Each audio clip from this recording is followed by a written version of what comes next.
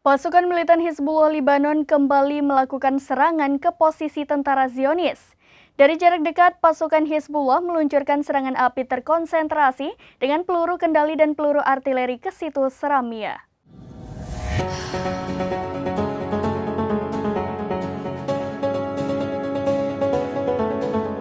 Pasukan militan Hizbullah Lebanon kembali meluncurkan serangan mematikan ke posisi tentara Zionis.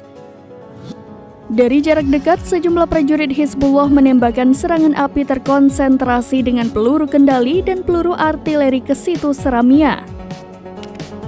Hal tersebut terlihat dalam video yang dirilis Hizbullah melalui saluran Telegramnya pada Selasa 28 Mei 2024. Dalam video tersebut tampak serangan jarak dekat prajurit Hamas tepat sasaran dan membuat situs militer itu terbakar di mana-mana.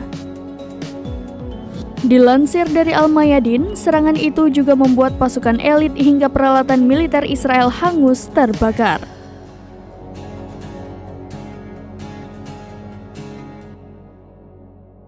Demikian informasi terkini, Syedara Lun, saksikan terus berita lainnya di kanal YouTube Serambi News, website dan Facebook serambinews.com.